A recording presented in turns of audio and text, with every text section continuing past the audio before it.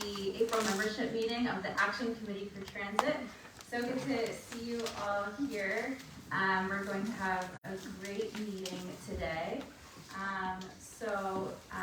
First we will go around and do introductions. You can say your name and where you're coming from. And then after that we will have, we had a vacancy on our board, and so we will have an election for that. And then after that we have a special guest who will be speaking today, Tracy Hadden from the Brookings Institution. So thank you, and if you haven't signed in, and if you are not currently a member of our organization, the sign-in sheets are in the back at the table by the entrance. Hello, I'm Amy Frieder. I am on the board, and I am from Rockville. So let's start with Ben, and then we can loop around this way. Ben Ross from the City Council. Oh, hi, I'm Tracy. I live in Frederick Heights. Jonathan Bernstein, Silver Spring. Eric Aaron from Germantown. Griffin Benton from DC. Silky Campbell, Whitewood. Mike Larkin, live in Silver Spring. On the weekends, you can find me in Bethesda. David Harrison, live in DC, work in Silver Spring. Phil Ferlino, live in Silver Spring.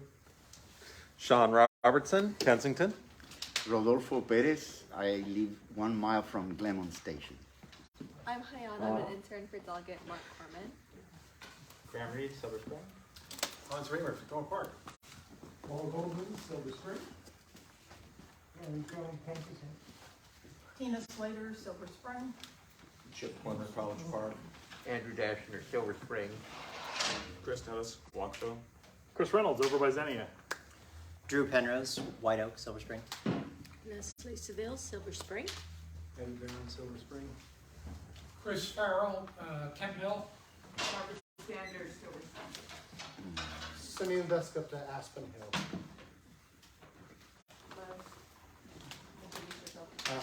Lev Boonin, DC, ACT organizer. I'm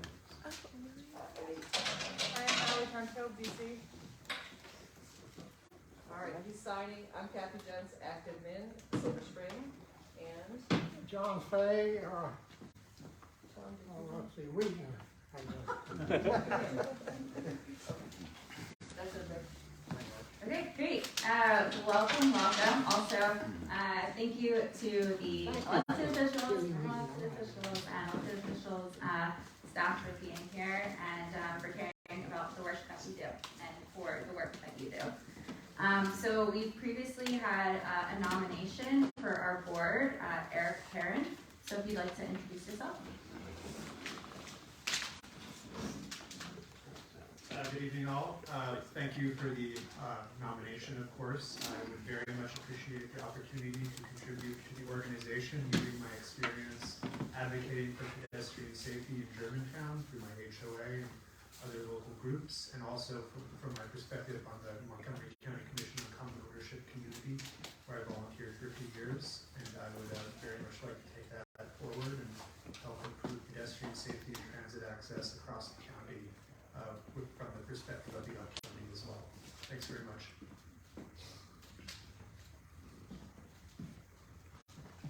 Okay, great. Do we have any other nominations, or would anyone like to nominate themselves?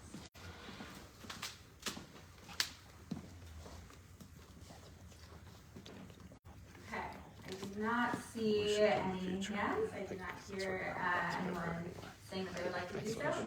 So we will hold a vote.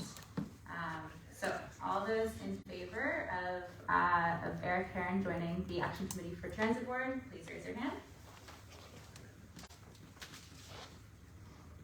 Okay. All those opposed, please raise your hand. So you're supposed to be a member to vote? Yes. Yeah. I'm a member, it's okay. If you're not a member, then one of the benefits of joining is being able to vote for things. Okay. Seeing that, Eric Heron has now officially joined the Action Committee for Transit Board.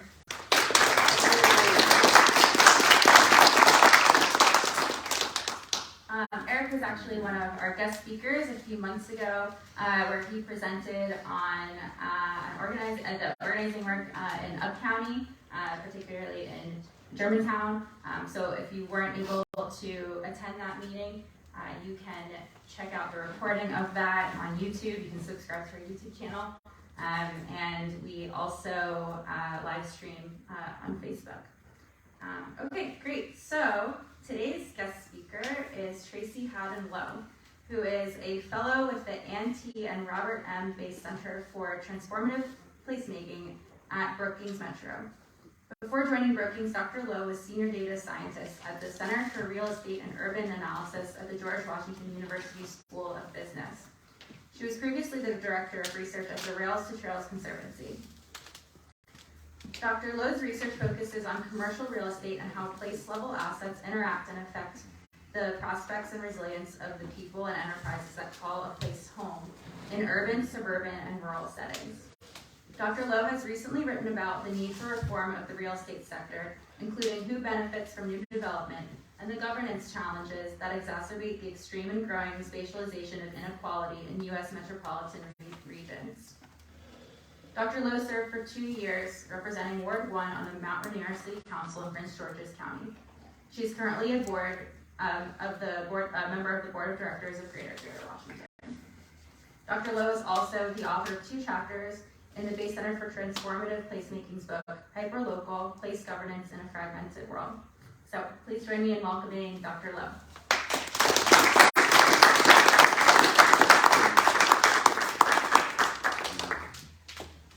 Is it okay if I kick this off? Yes. Okay, thank you so much for having me. I am really excited to be here. So I prepared a talk about the book. And there are bookmarks over on the table with a 30% off discount code if anyone after the talk decides they want to buy the book.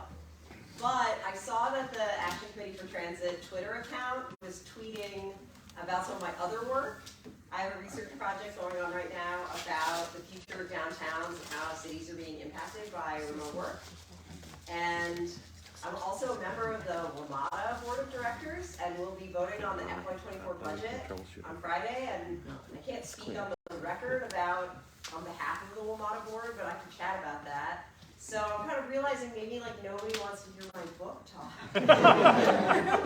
Would you be okay? Do you guys want to hear a book talk, or should we just sit around and chat about Book talk. things that are okay, and I can do like a fast book talk, and then we can chat about it. Okay. Yes, we're gonna have a book talk now. Okay. And then after the book talk, we can talk about whatever. I think I'm wearing. Oh, this mic is for the people who are in the room. Got it. Okay. Okay. So thank you so much for inviting me to talk about what we wrote about in our book. The book is a collaborative effort by myself and my colleagues at the Ann T. and Robert M. Bass Center for Transformative Placemaking. I co-wrote the first and last chapters, and then the chapters in between are written by a fun bunch of political scientists and lawyers and historians, and it's all about how we govern neighborhoods, which are these places that don't usually have formal governments. So we have figured out all kinds of ways to do that without having formal governments, and the book is about the things that we're doing that work really well, and some of the things we're doing that don't work so well, and that kind of make things worse, and how we should think in a forward-looking way about how we run neighborhoods. Okay, so transformative placemaking is just like another $1 million word, and it's just jargon. So why do we need this big word, and what does it mean to Montgomery County? I'm going to explain this and then talk a little bit about what's in the book.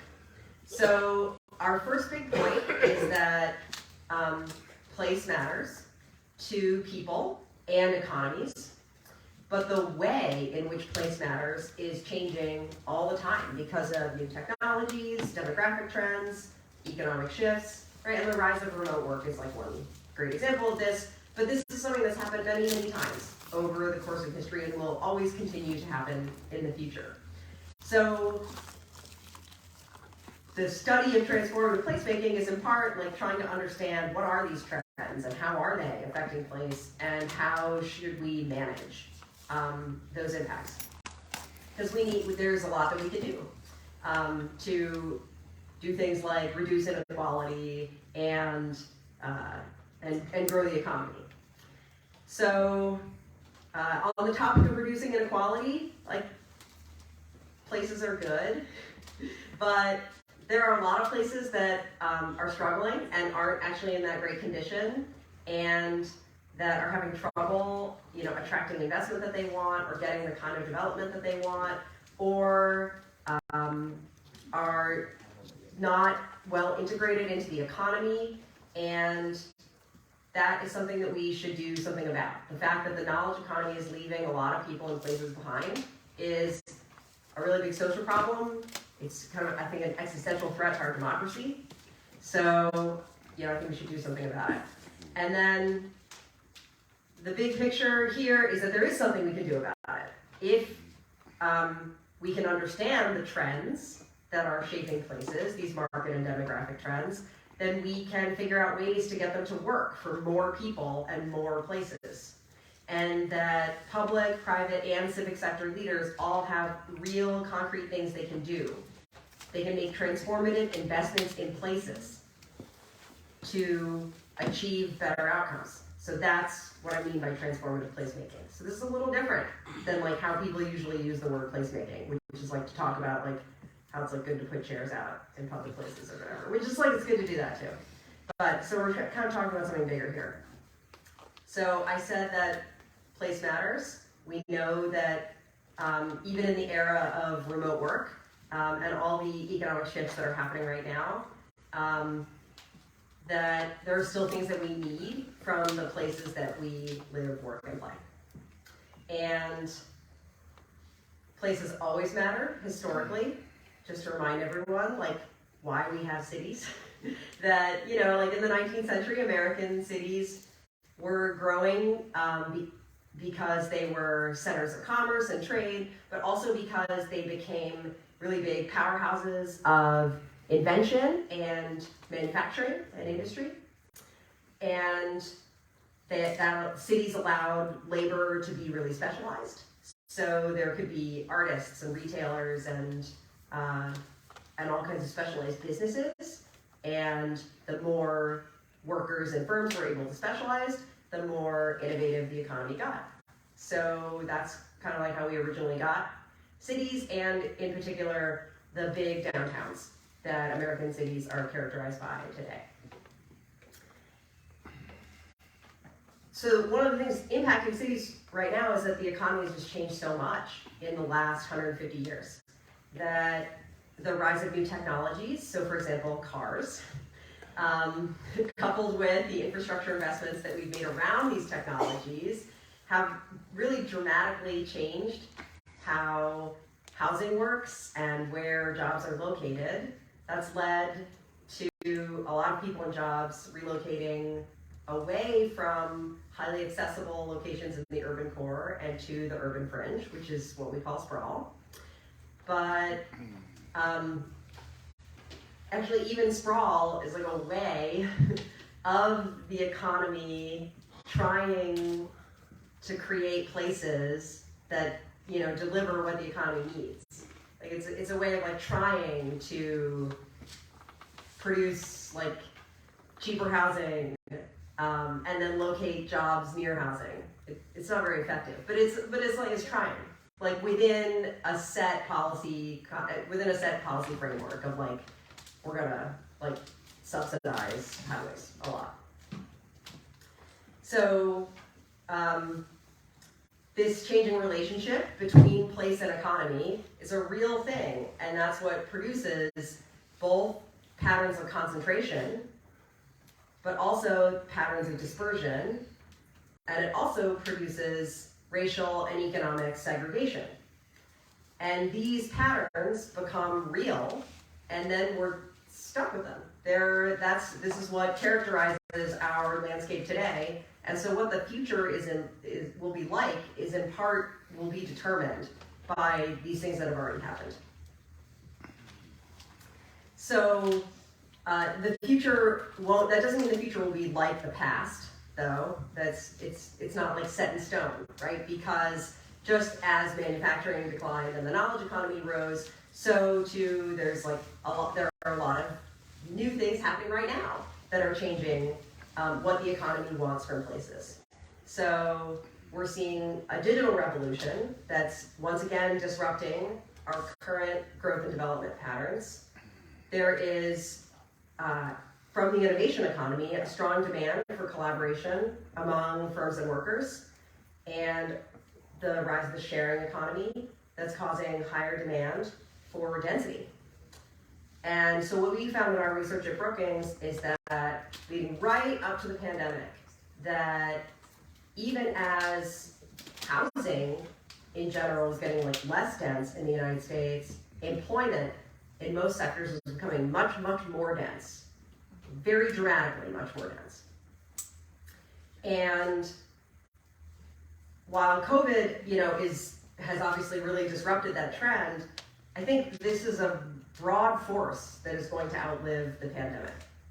And it won't just be Amazon workers that are back in the office 3 days a week or whatever. But this demand for density that the innovation economy has it's very, very powerful. And I expect that we'll see it continue. And another big disruption of the pandemic is the rise of e-commerce. And one thing that's really interesting to see is that there's a huge surge in people buying stuff online during the pandemic, and then actually a regression, right? People are buying less stuff online now than they were in 2020 during the height of the pandemic. So while the pandemic kind of accelerated 10 years worth of growth, it concentrated 10 years worth of growth in e-commerce in 1 year, it hasn't 100% killed brick and mortar retail. People didn't want to actually shop online as much as they had to in 2020.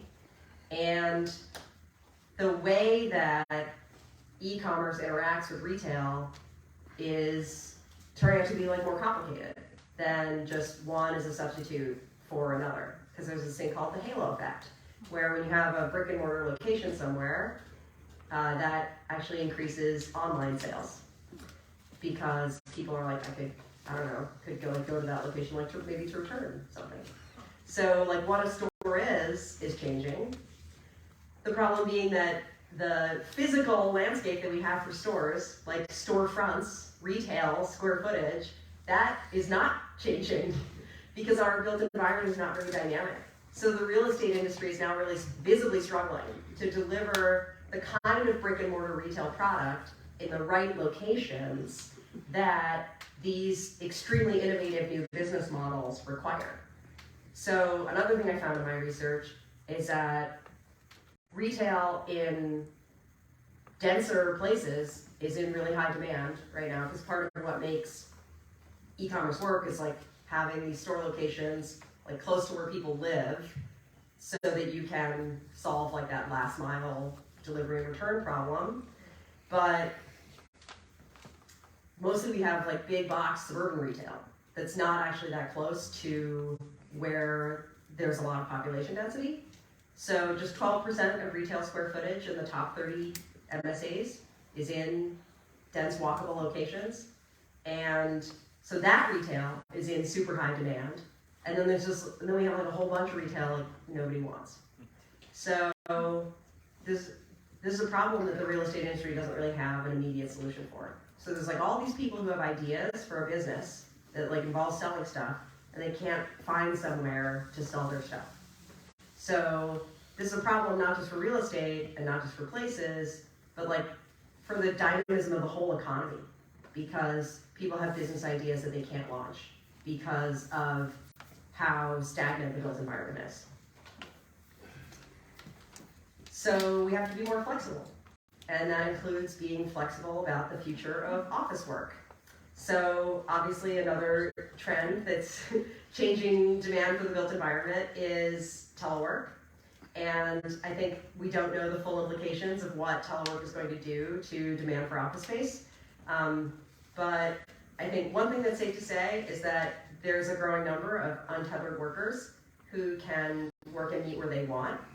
And that's going to increase demand for a new kind of space that barely exists. Co-working spaces, third spaces, flexible offices that are well connected and in amenity-rich locations.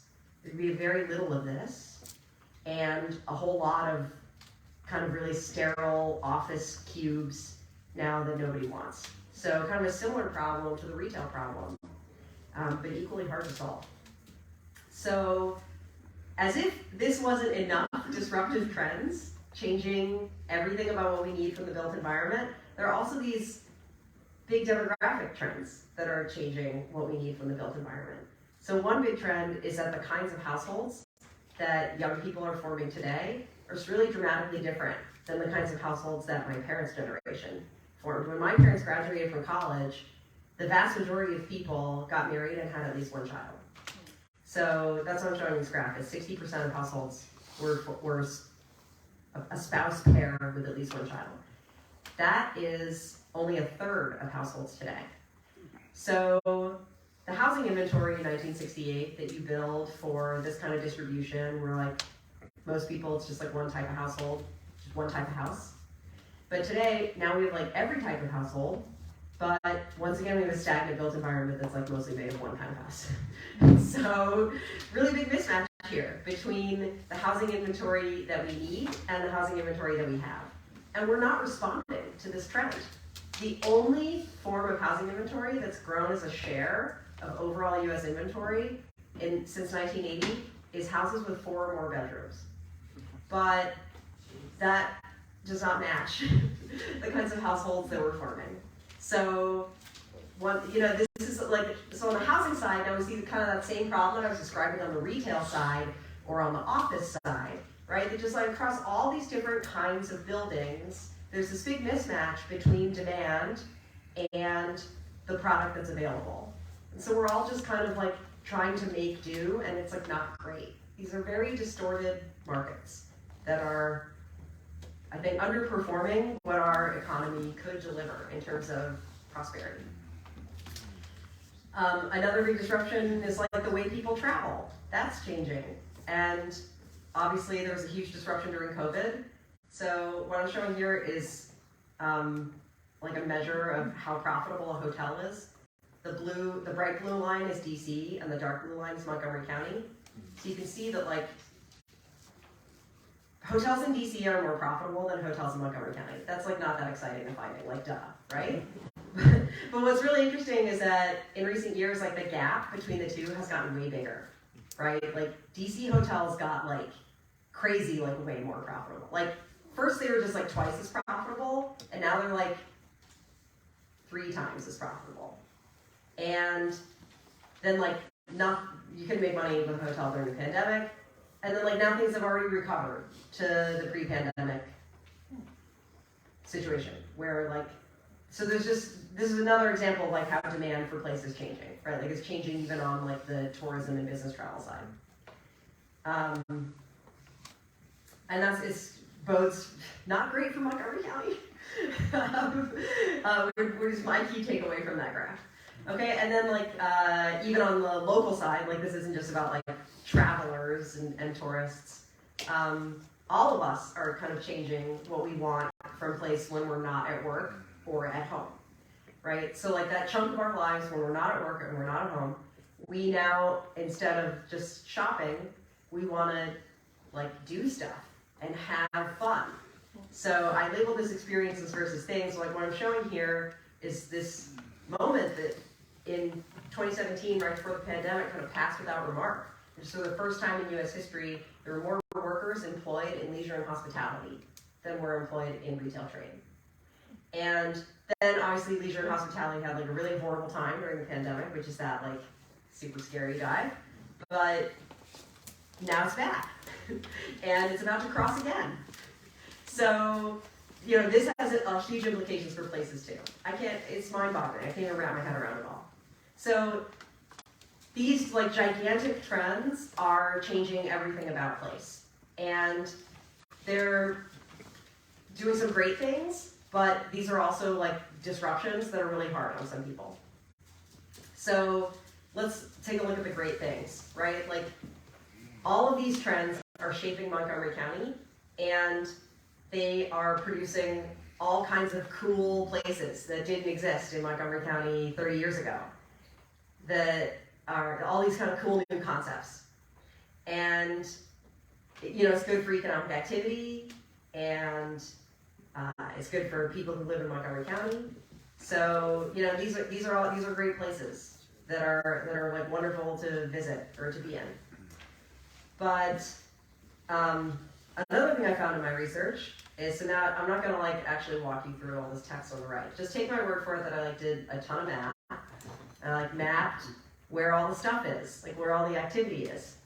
And so like one thing I noticed when I made this map is that actually Montgomery County is like very underdeveloped relative to the rest of the region. And so Montgomery County is actually like, even though it's got all these cool places and a lot of cool potential, I think, implied by these places, it's also like relatively in danger of being left behind. And this graph summarizes this map. Okay, so like I translated the colors on this map into this graph.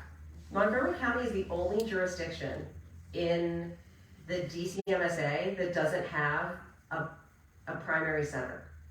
The only one, except for Calvert County. I don't know, are we counting Calvert County? Gary Hodges' friend. Okay, so I mean, this is just like astounding to me. I was really surprised when I saw this graph. That like, okay, so like I'll explain a little bit about this. So basically like the primary centers, these are like big activity centers that have like a mix of stuff. Secondary centers are just like primary centers, except they're a little smaller. And then mono centers are just like they have a lot of one thing. And so Montgomery County does have a lot of mono centers of like places that have a lot of one thing. But it has a lot less of everything else. And that's very distinct from all of the other jurisdictions in the region. And, you know, it's cause for concern because first, some concern for what that means for the economy of Montgomery County. One thing that we found in this activity centers project is like, so we mapped these activity centers across all these regions that I'm showing on this graph. And one thing we found is like a very strong positive association between jobs located in activity centers and productivity as measured by gross metropolitan product per job. So basically, regions that put more of their jobs in activity centers are more productive. They have bigger, wealthier economies that can do more for themselves. So, you know, my key takeaway from this is like activity centers, they're good. And like that's how you can like raise revenue to pay for stuff. And so not having them is bad. That's my first key takeaway here. Like everywhere has activity centers, but some places have much stronger centers than others, and it makes a difference.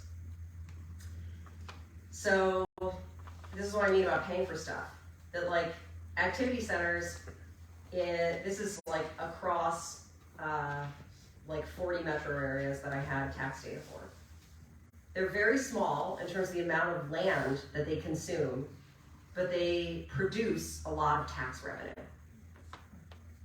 They're very different from other kinds of places that take up most land, most developed land, but produce less tax revenue. And you know, this is because of the just the intense proximity of all of the things that activity centers concentrate together. But it creates like a real value premium for places, and like this is kind of like build a tax base 101 stuff. And it works on the residential side too. So like what I'm showing in this graph is like commercial property, but it's also true for residential property. Like in our region, there's an extremely large price per square foot premium for residential property located in or near activity centers. So homes that are within a mile of an activity center are worth almost 70% more in the DC area than other homes. So, you know, and the regions where that's not true are like mostly in the Rust Belt. You know, where like there's just been like massive depopulation. And so the connection between like the value of jobs and proximity to housing is broken. But in a region like ours where it still exists, like, so this is something that has implications for the tax base on both the commercial and the residential side. And activity centers, you know, obviously like the fiscal future of transit is like really on my mind a lot these days. And, you know, activity centers are the building block for this as well, because activity centers are really related to demand for transit. Like what we see looking across metros is that people who live in or near activity centers have really, really different travel behavior than other kinds of people. So like in our region, people who live within 1 mile of a primary center, right, which remember Montgomery County is none of, they make 61% of their trips via transit. So that's like people who live in DC or in like right next to the Metro and Tysons or in like Old Town Alexandria. Those are examples of primary centers where people rely on transit instead of other modes. So, you know, this suggests both like a different way to like think about how to pay for transit in terms of, you know, connecting it to land use and land values, but also like a different way of planning transit. That like, instead of just being like, hey, let's like make a fantasy map, like what if we like started from this activity center map? I'm gonna go all the way back to it. Like what if we start from this map and we're like, where should I put the trains and buses? So that's a piece I'm writing right now. That's not in the book. I'm working on writing that piece right now. I wanted to have it for the book, but I didn't have it in time. Okay, so now a little bit more about what's in the book. So transformative placemaking, I'm talking about something a little different than regular placemaking, right? I'm talking about like not just like at the block or the street level, but at the neighborhood level. And I'm talking not just about like engaging people in fun, but also like in how the economy works and how infrastructure works. And so this is how we define it.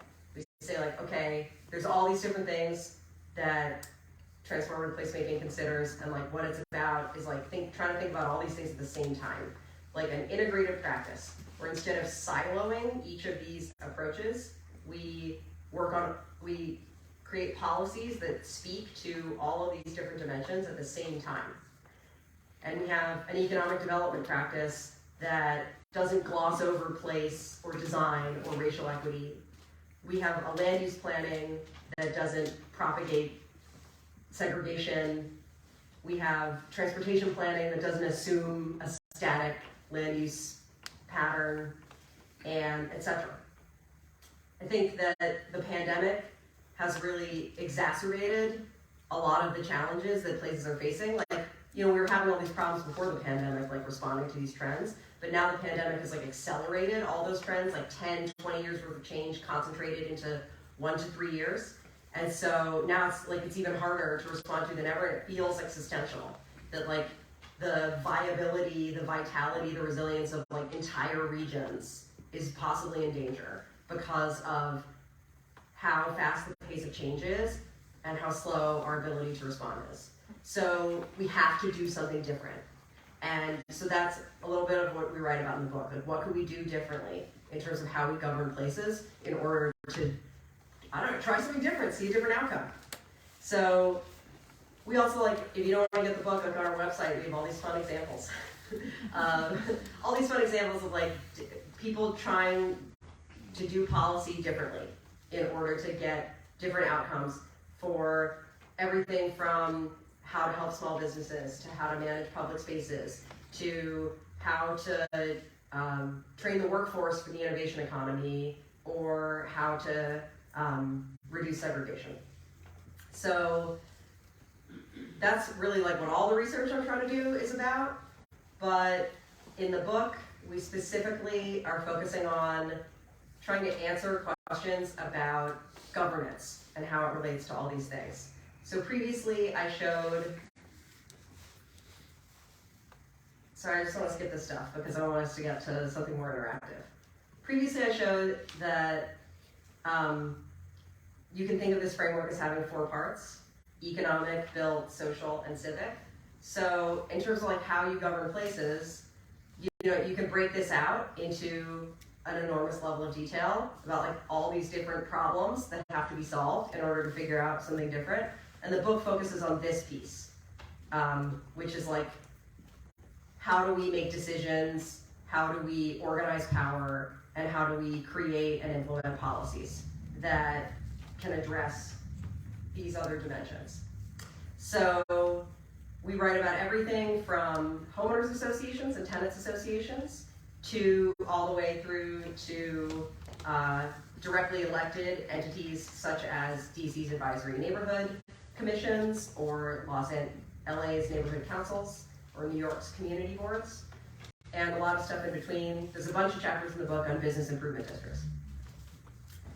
Because we've already evolved a lot of these structures to try to get at this need to focus on an extremely small geographic area that is otherwise like too small to exist on its own. And these structures have a variety of missions and capacities, and they're funded through a variety of mechanisms, and they have a variety of credibility in terms of their acceptance by the general public. And you know, I think with pretty much all of these entities, there are people who are really frustrated with how they work right now and hate it, and then there are some people who are really invested in how they work right now and love it.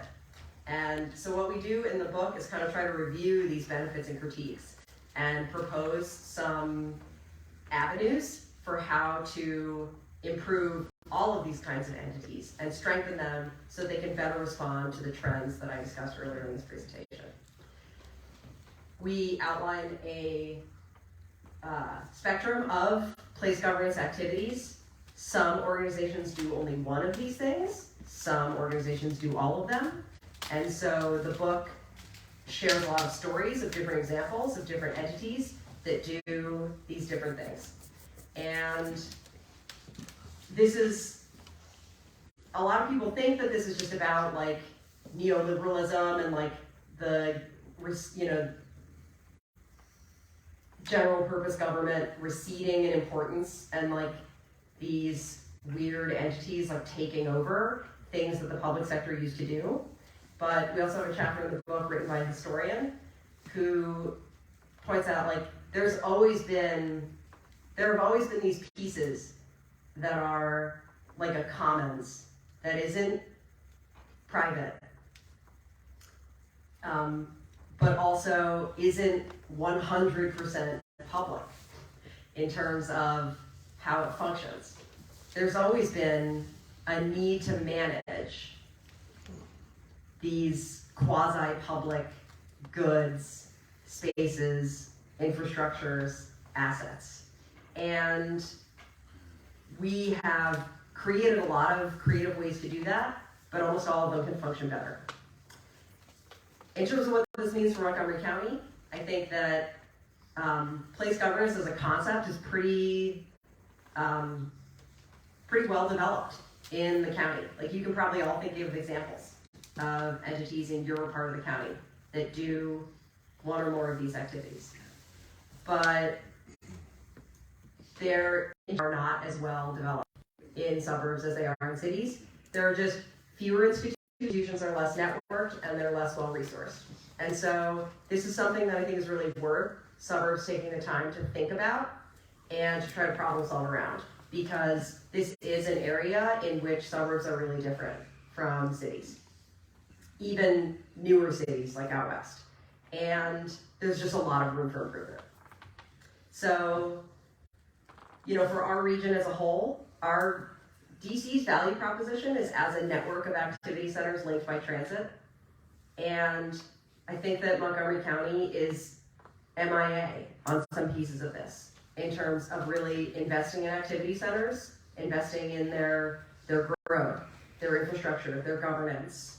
And that is something I'm really worried about, both because it has huge implications for WMATA, but also because Montgomery County is a really important part of our region. And our region will rise or fall together.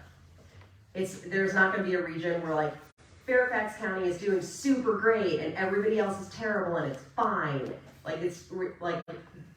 We're all like stuck in this boat together, and we got to figure out how to make this work.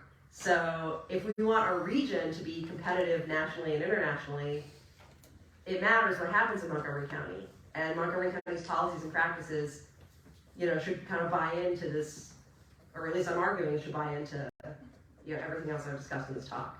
So with that, I think I'm going to stop talking, and let's turn this into a conversation, if that sounds good.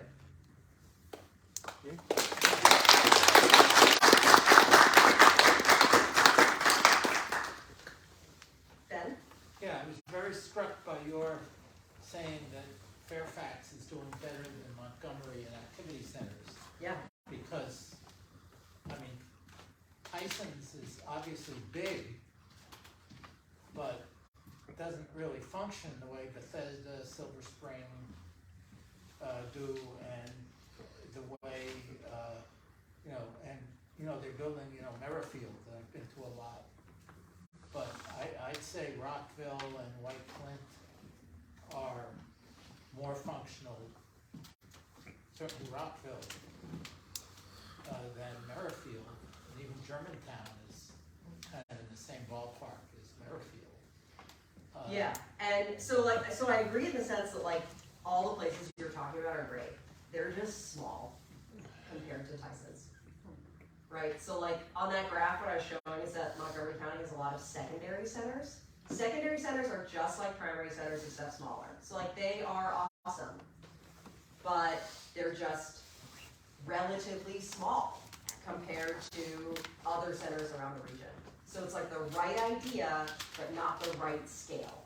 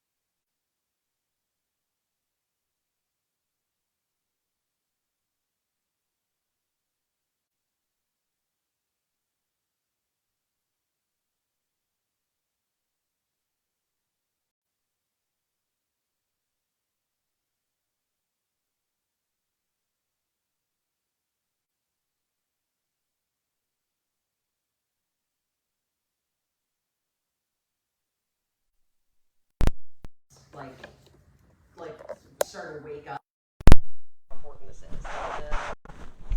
The new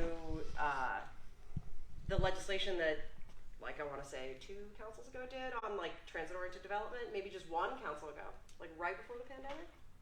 You mean the high-rises on Metro tax incentive? Yeah, this is exactly how to do this, right? And generally speaking, it's not so easy to do the transportation and then the land use.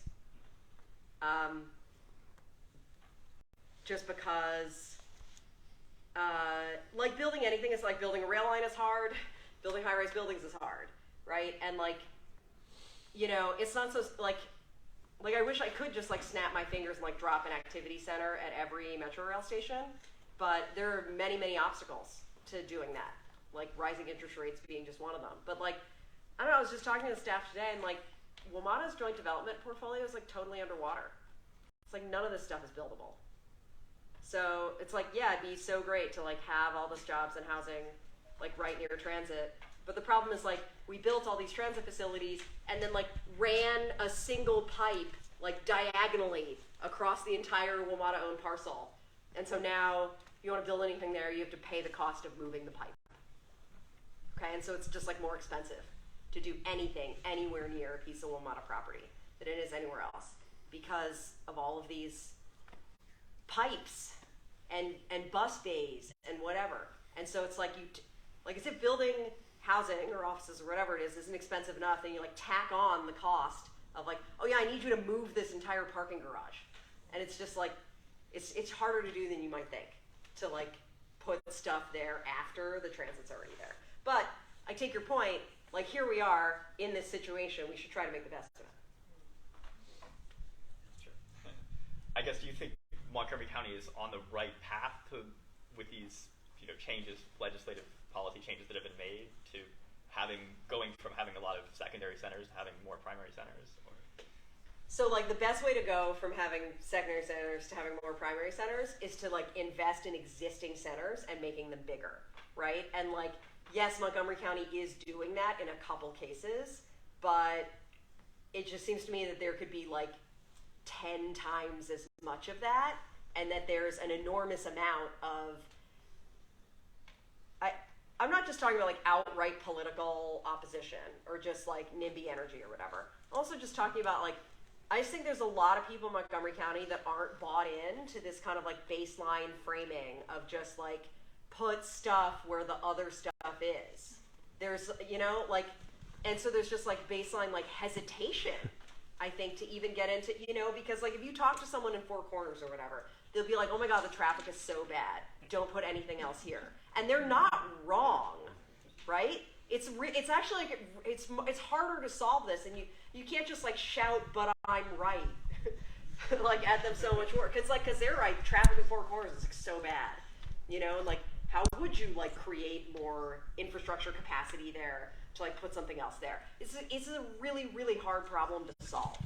And so, Montgomery County is trapped in this paradox that I think like. But the thing that freaks me out about it is like, well, it's like somehow Fairfax has figured out how to solve this, and like not just like, oh, Montgomery County is going to get like out-competed by other jurisdictions, but just like the entire region as a whole is going to suffer if Montgomery County stagnates, because this is one of the best places to live in the region. So it'd be great if it was doing better. But there aren't like easy answers to like, okay, I have all these like adorable secondary centers. How do I put them on steroids? It's expensive. I'm always impressed by the slide with the 4 quadrants of different focus aspects of your research, and the civic side is one quadrant there. And the other sides that you haven't focused on, that's where the people are. Yeah. And well, there's people at all. They are. Their investment is in the other quadrants. A homeowner or renter is moved there for a reason, and so they're invested in that. And as the man said to the Washington Post about the affordable housing site in Potomac.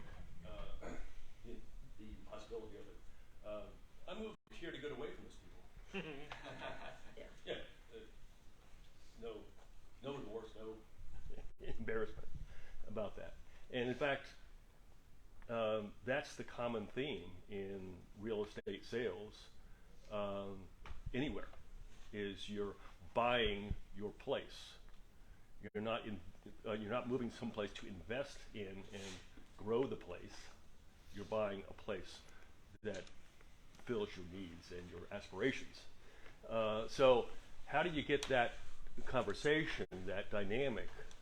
How do you address that in your so that's why planning? I'm trying to like show these trends, right? That like the pace of economic and demographic and technological change is not the tempo at which homes change hands, which is generational. Right? The pace of change now is like, we were lucky before the pandemic when it was like happening on like a 10-year cycle. We just lived through a huge disruption where 10 to 20 years worth of change happened in 1 year. Mm-hmm. And if we don't respond to that, then there isn't anywhere safe to hide from that. I think there is a chunk of people that spent the pandemic in their house, ordering stuff online, and are like, I can just keep doing this. I don't have to respond to all these ways in which the world is changing. But like, eventually there'll be no one to deliver your order. So we just have to respond to these trends. There won't be anyone to plow the street. So there won't be anyone to drive the bus. Okay, where's the carrot in that conversation to the person who's happily has gone at home buying online? Where's the carrot in that? Because I see that you're asking people to take a risk, that they're going to try something different. In other words, they're not going to buy place. They're going to invest in place. Yeah. And so how do you show that there's something better and something that they don't have where they are? So I love the way you frame that, and I think that the answer is like more people need a direct stake in land use change. And we're talking more about commercial real estate here. So I write about this a little bit in chapter 8 in the book, this concept of a community investment trust. The idea that, like, you say, like, okay, we're gonna do something, with the strip mall in the corner, or whatever, but that everyone in the neighborhood is gonna buy shares in it and become general partners and, like, make day-to-day decisions about, like, in real estate is known as an LP or limited partner basis. To say that, like, people should literally have a stake, an investment, a literal investment in how their neighborhood changes so that they can benefit more directly from the change than just some imputed change in home values. Like, I show the imputed change in home values on another one of these graphs, so like you can kind of argue that, but like actually not everyone is motivated by that. And so I think people should get more involved in the tangible ways in which their environment can change. And then I think that would reduce hostility to real estate as a sector and to change generally speaking, because people would literally feel like they owned it. They wouldn't just feel like they owned it, they would literally own it. So like, people have brought up this idea before of just like, okay, like if NIMBYs are just gonna like block development, then we should just like pay them to not do that, right? We should just like sell entitlements to NIMBYs basically. And like, this is actually just like a different way of framing that that's like less nasty and antagonistic. That's just like, let's all get in this together. This is just like the mom in me that's like, hold hands, guys. and we'll cross the street together. And so I wrote about a real, like the community investment trust is not like a hypothetical. I wrote about like a real community in Portland that bought a shopping center using this shared equity model. And I think that we should scale it to every single neighborhood in the United States. Buy the book if you want to learn more. Cynthia? So can I ask, so you said Montgomery County is MIA, but other counties in the region are not. So I mean, we want to fix that, and in order to fix that, we must understand cause. Why is Montgomery County MIA and Fairfax is not? What is the darn difference? I mean, let's talk about that as a group, right? Because first off, everyone in this room knows more about Montgomery County than I do, right? So like, I kind of want to hear what some other people's guesses or answers to that are. Oh boy, let's get spicy. I think Montgomery County is very self-satisfied, it's very complacent. People moved here for a certain vision, and mostly they feel like they have it, and change is hard. But why is Fairfax different? Okay, so first off, I agree with what you just said. All of Virginia is different in that it's the Dillon Rule state, and so local governments don't have the same powers as in Maryland. And also, I think that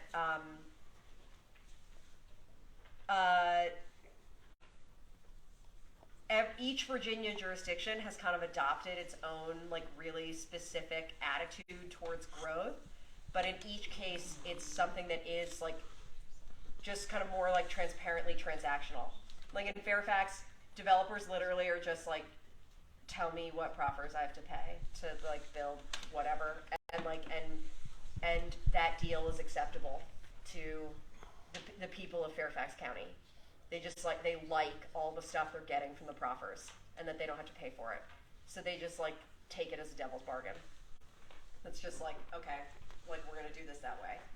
The Arlington way is actually just like a slightly nicer version of that. It's like, yeah, I'm gonna just like extract all these proffers, but like I'm gonna have like a lot of community meetings about it. But it's like, it's like the same thing.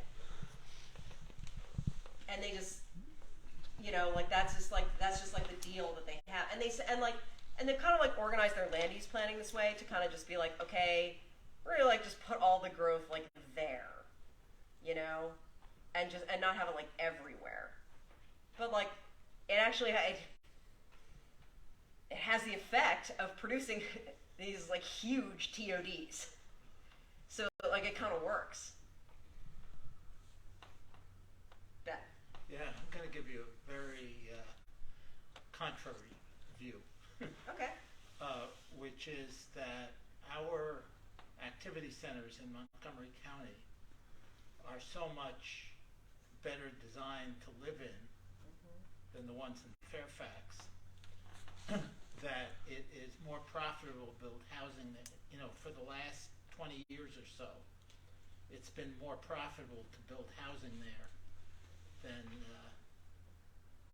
jobs in the downtowns. Yeah, like maybe. Because in the 90s, when I first got involved in this stuff, all the NIMBYs in Bethesda were complaining that there's no housing here, it's all offices. And then of course, when they started building housing,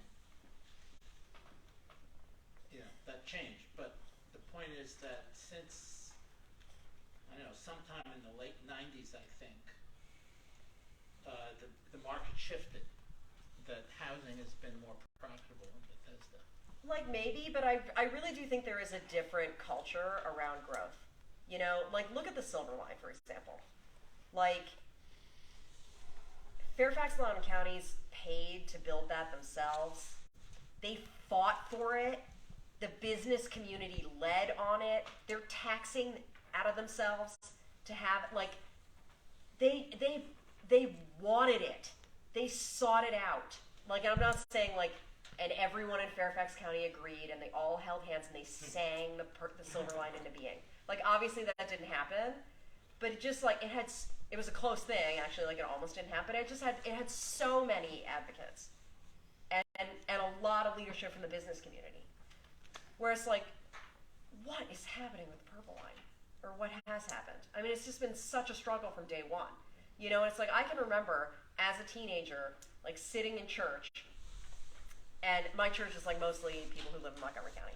It's, like, right on the border between DC and Montgomery County. And, like, listening to people, like, talk all this smack about the Purple Line and how horrible it was going to be and what a bad idea it was. There was just, like, such strong, organized opposition to it.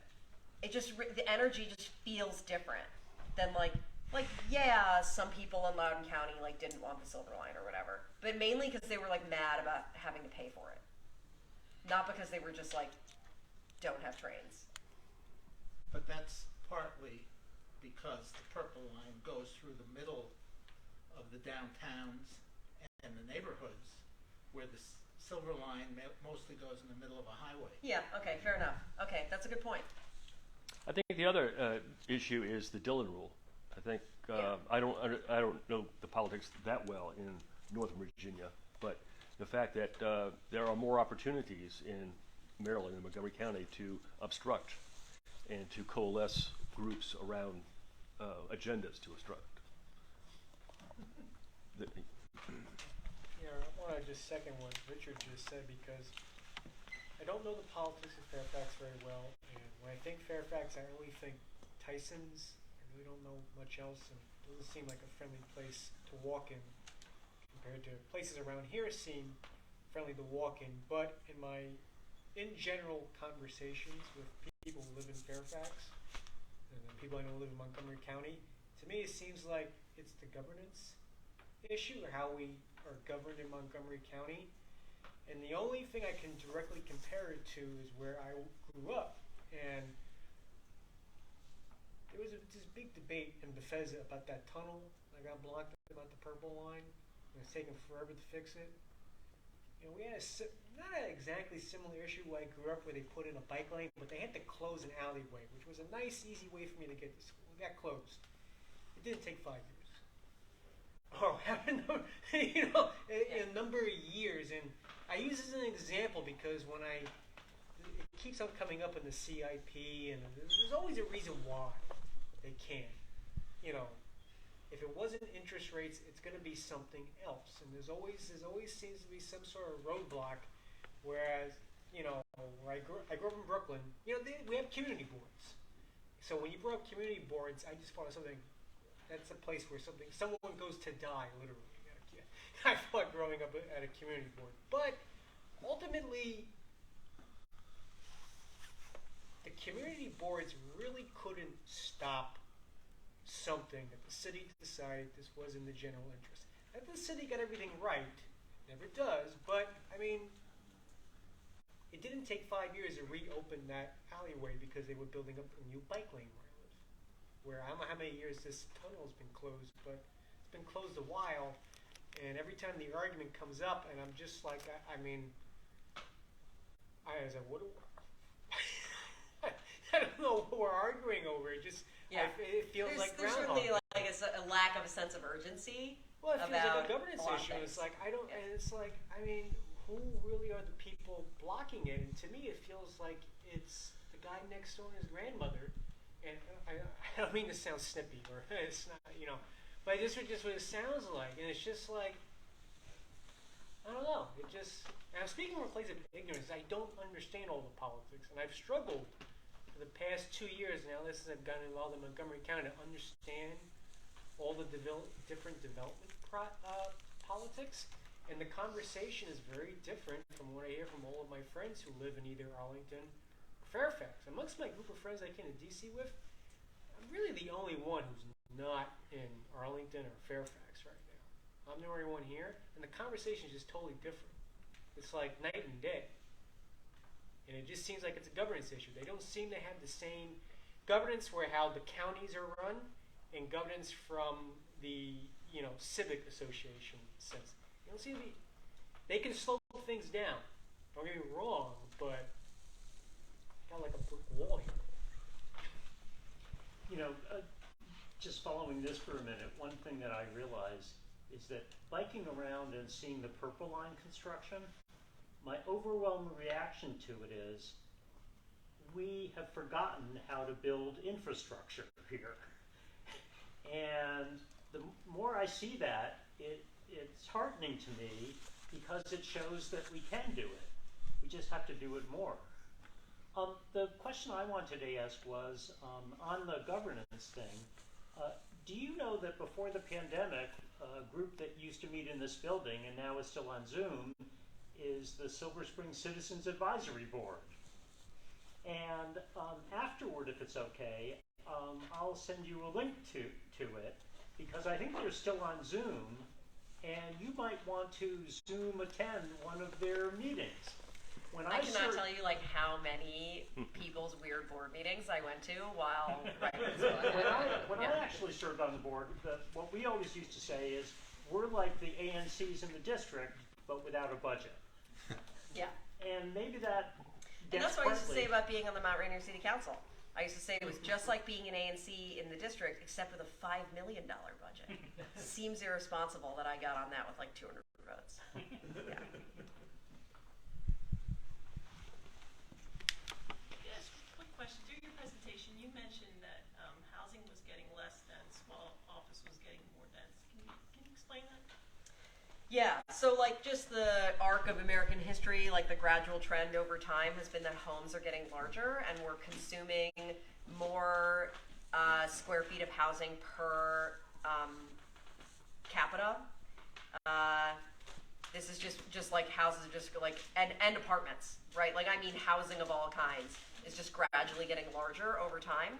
And this is actually another trend that has also been accelerated by the pandemic, that, maybe 10 or 20 years worth of gradually consuming more housing, like buying bigger places, and also putting smaller households into the bigger places.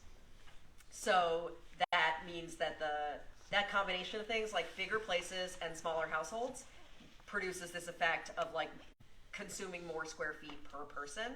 So globally, like even looking just at like, relatively developed countries, you might see like something like 250 square feet per household member is like kind of a typical way to live as a middle class person. In the US, it's like well over 400 square feet per person. And, so that's just like a huge difference in like how many people, how much housing can accommodate. The trend in employment is the opposite. That for a while now, in the top 10 US office markets, the number of square feet per worker consumed in an office setting has been like gradually declining. So employment density has been increasing in cities, even if you didn't add a lot of new office buildings. We're also doing that. But even if you didn't do that, by consuming fewer square feet per worker, you put more workers into the same amount of office space. And the pandemic has also supercharged this trend. And so that's why now there's just like way too much office space pretty much everywhere.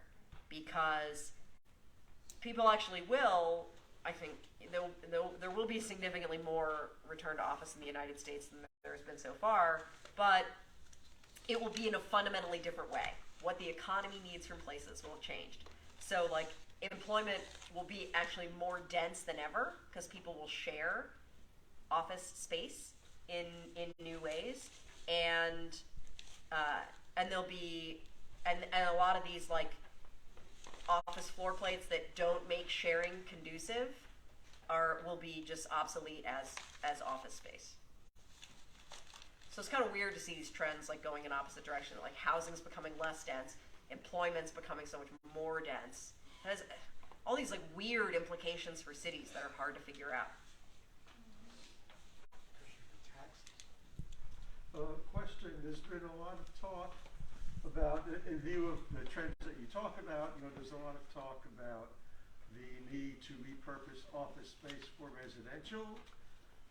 On the other hand, a lot of people say that the practicalities of that is that it's just too expensive to happen. I was wondering what your views on that are. I am publishing a 4,000-word research brief on that in 2 weeks, but I will save you having to read the whole thing and give you like the short version. So like we actually were just talking about it basically, which is that the issue is that converting offices into housing is a huge step down in density, right? Because employment is like the densest land use. Office employment is like the single densest land use there is. And so if you're going to take a building that accommodated 1,000 workers and put 400 or 600 apartments in it, you're taking a huge hit on density. And that is not an efficient use of the single most accessible location in a city. So I'm particularly not bullish on converting offices into housing in downtowns. That said, there is an enormous amount of surplus office space in the suburbs, and that would be highly suitable to convert into housing if it was the kind of product that lent itself to converting into housing, which it's not. The kind of offices that are like the coolest to convert are actually like pretty super, they're like 100 years old. They're like the kind of the most obsolete kind of offices, really old, but they're like cool buildings with brass elevators and and gorgeous exteriors, and so there's like a case for that, and they're in stunning locations, so strong case for doing something with that. So but 80s spec suburban office, it's like just a huge yikes to think about, like really converting it into housing. So what needs to happen is the remaining jobs at these locations to consolidate to downtowns, and that will take up the slack demand for office in the most accessible locations, and then those offices will probably convert to industrial. because industrial's super hot right now. I'm interested in what your thoughts are on what are some of the economic dynamics that and civic dynamics that are keeping us from adopting a more aggressive, proactive, position. I'm thinking in terms of two things. One is our school system and governance is not under local control. It's state, and it's it's separate from our county planning and executive branch. And the decisions that schools make about the form and the location of their facilities and the single-use nature of it, they continue the trend of single-family zoning and sprawl. And the other is in the retail sector, the tax incentives for buildings. I'm not up to speed on this, but I understand that the write-down for buildings is very encouraging for builders to build things that don't have a long life expectancy, they don't have a sense of investment in place, because these are quicker write-offs. These projects. Some of the commercial projects in the strip malls and the lower density areas. So, and there might be we gotta break other this up factors. into it's like two totally separate questions. We gotta break this up because I haven't had dinner yet and I can't keep track of it. Okay. Let's start with the first question. This is a really ripe time to rethink how we build schools because building schools are very expensive and most local jurisdictions, even wealthy ones, are gonna have fiscal problems in the next few years because of just all these disruptions to the tax base. So it's an amazing time to really rethink how we build schools and then manage them afterwards. Because it's an amazing opportunity to save money and to speak to a capital need, but maybe in a radically different way. So I do think that jurisdictions should think really big about this. But it is this would not be like an incremental adjustment. This would be like a paradigm shift. And I think that these kinds of paradigm shifts only come out of extremely painful crises. It's just like, what I feel about the current moment is that in most places, things will have to get even worse before they get better. Which is like, I'm sorry. I'm not like looking forward. I'm not like delighted that I'm entering my power decade at this like time of crisis, right? It's like, great, like the most important decade of my career, and it's just like cleaning up a mess. I already get that at home with the kids. So, so it's like, I'm daunted when I think about it. But also, like, I don't have a time machine or like a portal that will allow me to escape to a different universe. So we just have to do this. You had a second question? Right. Other people have questions too, but we can do your second question. The other one of the other forces that's keeping us doing the same stupid things is tax codes and investment tools that are used. But build, this is so much junk. easier to fix than the schools paradigm or whatever, right? Because like every jurisdiction is going to face an immediate overmastering fiscal imperative to rehabilitate their tax base and to rethink it, because the old way of taxing just isn't going to work anymore. And that's going to happen like next year. So like no problem about that, right? So like this is true like of Montgomery County, but it's true of DC. It's true, and it's been true in the Rust Belt for a while, and this is true of everywhere, and it's true of multi-jurisdictional entities like WMATA. Like we're going to have to rethink how we pay for all this stuff because it's all broken. And I don't think we're going to just like Mad Max it like next year. I think we're going to figure it out because we have to. Do you have examples of the tax code incentivizing the wrong approach? Is there one in particular that's egregious? No, I don't think it's the tax code that does this stuff as much as it is like finance, like Okay. as a sector. All right. So it's a loan industry, the mortgage industry. Yeah, and I think that there are other like you know, I mean, it depends on the jurisdiction. I think in most places the biggest problem in like getting a great quality of development is not the tax code.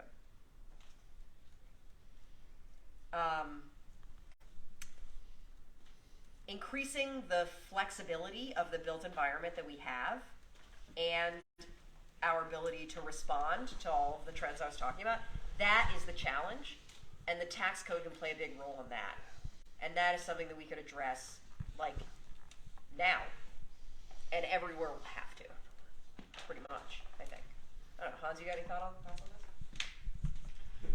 So many thoughts, Tracy, but right.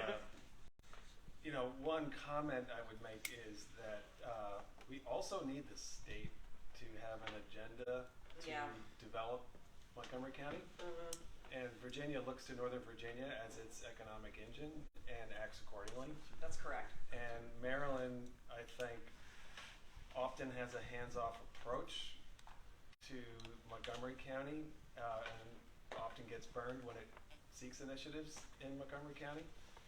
And if you look at that region, you know, what you see is all the investment is on the south and west. And it's, I think really it's Baltimore, Prince George's, and Montgomery County. If all of them aren't succeeding, the whole region just continues to tip in that direction. So I think we need a state agenda around economic development, and it's got to be way beyond what anyone's doing now, way beyond. That's my observation. My question for you. I agree strongly. And I think it would be helpful, you know, in your commentary to sort of help us understand what are the kinds of things the states on bids and kind of the local environments. Okay, but that's just because I wanted to talk about the book. I don't know, I'm trying to shill books. That's why I said I would come. But anyway, we wrote a report on this 2 years ago with John Ratliff, who is a proud resident of the state of Maryland. The Bass Center did a report with him on things that states can do to advance transformative placemaking. And I would highly recommend reading it. We wrote it during the pandemic. John and I wrote this together during the pandemic. I am really proud of it. It's a really good piece of work. The Economic Development Administration is using the framework that we proposed in the paper in order to disperse regional grants. So this is something that I think everyone should read this paper if they want to get any money from the EDA. Like,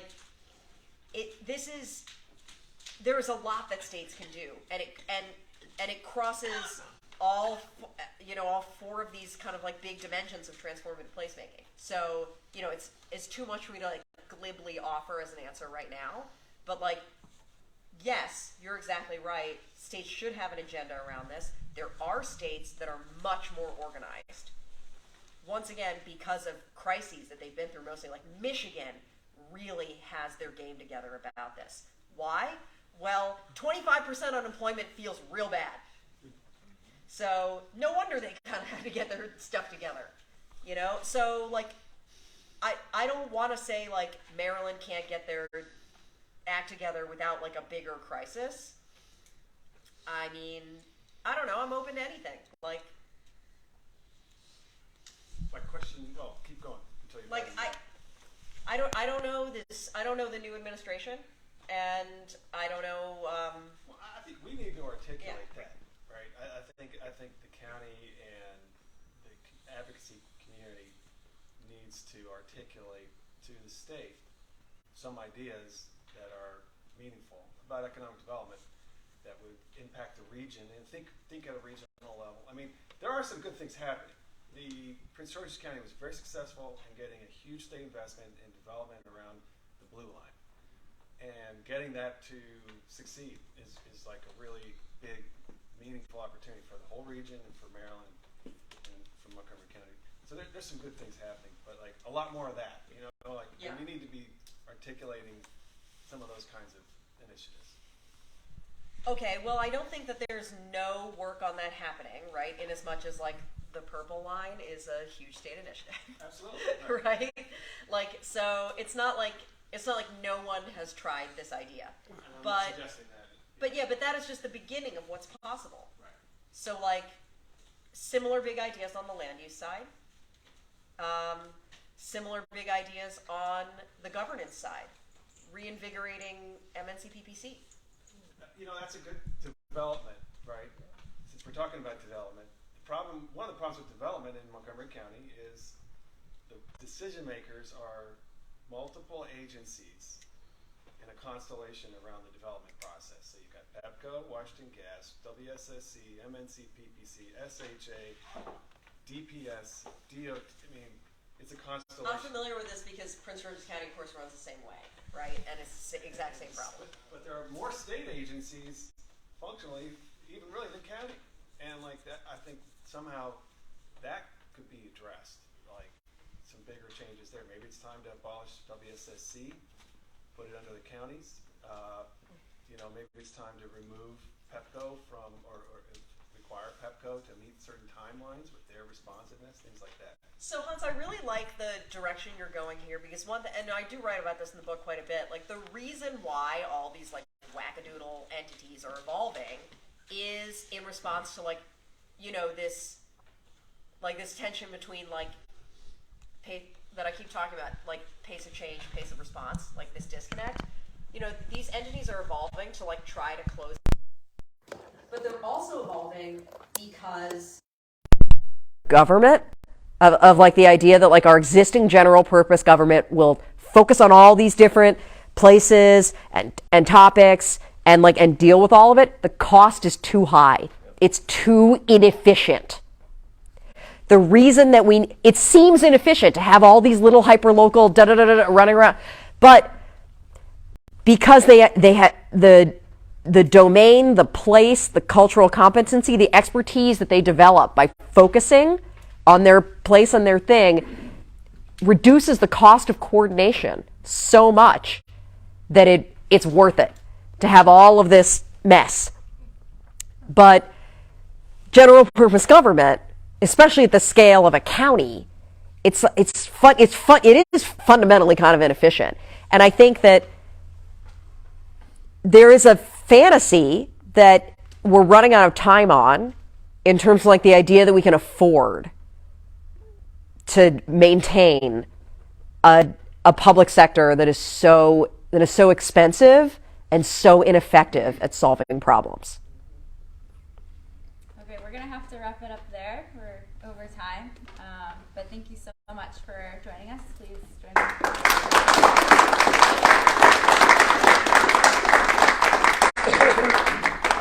And if you can, if you're able to bring your chair over, that would be super helpful. Thank you. And remember to sign in if you haven't.